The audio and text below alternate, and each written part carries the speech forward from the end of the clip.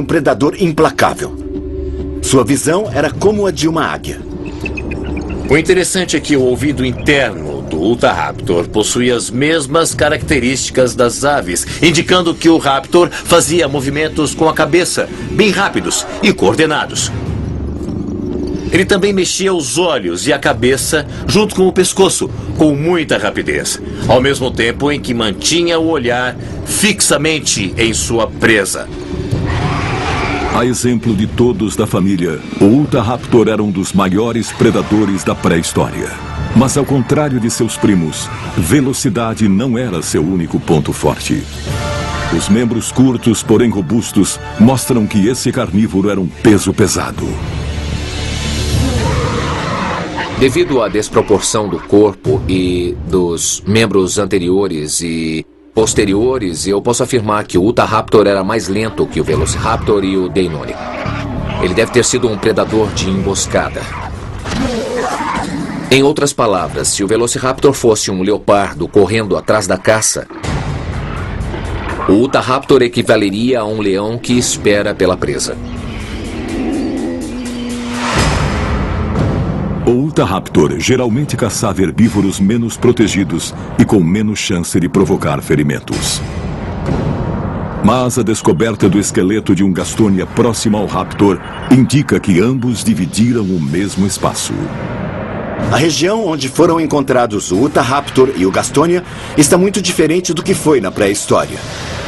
Embora existissem árvores coníferas por aqui, a região era muito seca e desmatada. Parecia uma savana, mas sem o pasto.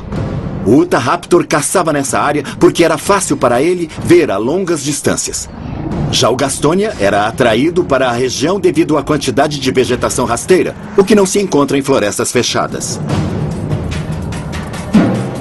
Os cientistas perceberam que na maior parte do ano, a vida florescia na savana pré-histórica.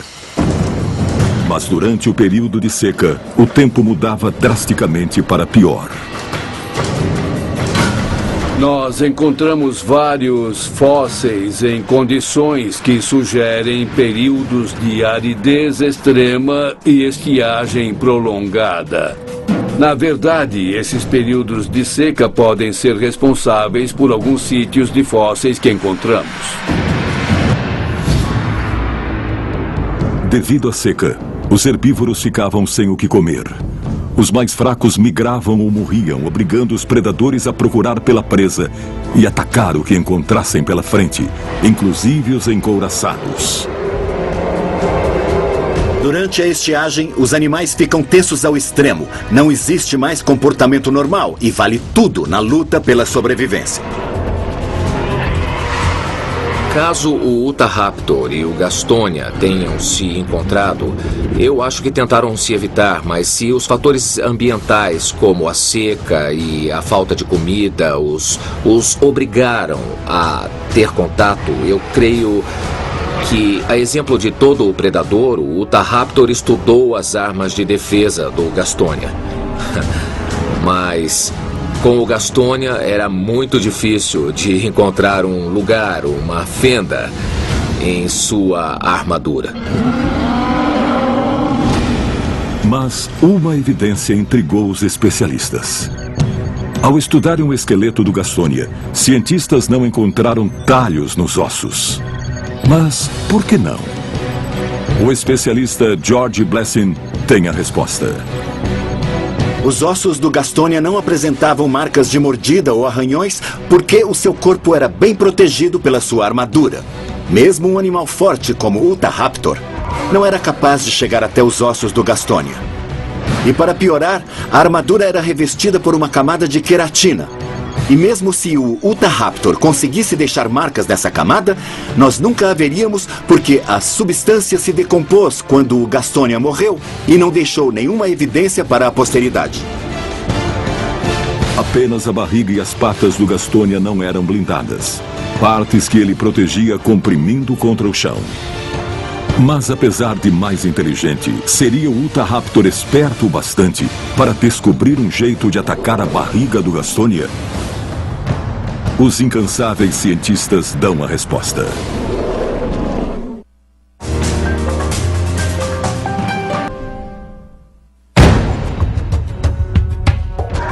raptor e um herbívoro encouraçado são encontrados a poucos metros um do outro em um sítio de fósseis.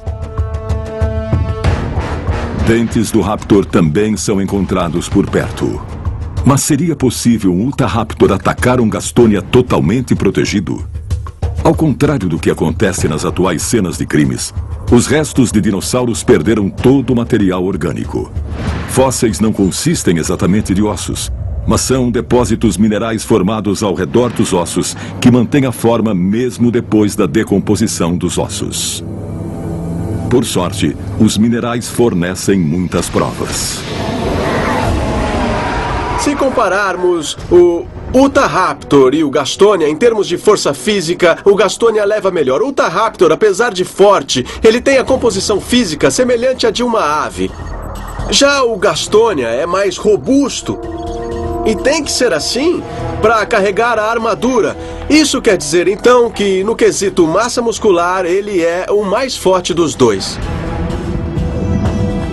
O Gastonia era um animal grande e muito forte. O Utahraptor era um predador. E embora fosse da família dos dromeossauros, era igualmente forte e robusto. Devido à pesada couraça, o Gastonia caminhava de 6 a 8 km por hora, andando nas 4 patas. Em comparação, o Utahraptor se movia com incrível rapidez em 2 patas e alcançava velocidades de até 30 km por hora.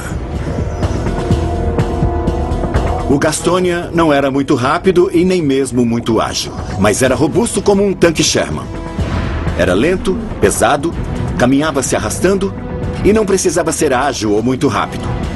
O Utahraptor, por outro lado, era muito ágil e precisava ser assim porque ele era um caçador e também era predador. Seu corpo era constituído para ser veloz e a cauda longa e rija ajudava a equilibrar o peso. Então, ele era um dinossauro muito ágil e muito rápido. É comum faltarem ossos nos esqueletos encontrados. E nesses casos, os paleontólogos substituem as peças faltantes por réplicas moldadas. Com a ajuda dos moldes em tamanho real, os pesquisadores obtêm uma melhor representação visual de como e por que os dinossauros lutaram pela sobrevivência. Os moldes são importantes na visualização do esqueleto e na troca de informações entre universidades, pesquisadores, alunos e curiosos. Também é interessante ver as réplicas nos museus, onde os estudiosos podem examinar os ossos individualmente. Isso ajuda e muito a lançar uma nova luz sobre as descobertas. O Utahraptor ficava em pé e andava em 2 patas, o que o tornava mais ágil que o quadrúpede Gastonia.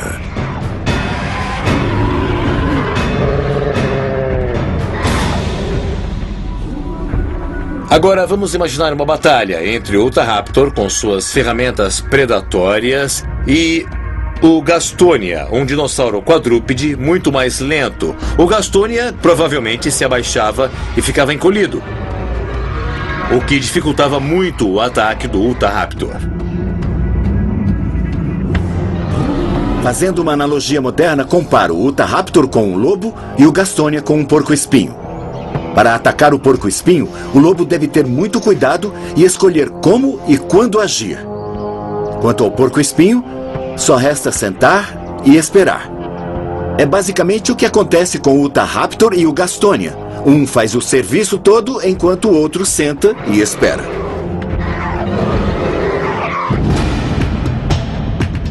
Com membros relativamente finos, o Utahraptor não conseguia simplesmente levantar o Gastonia e atacar sua barriga.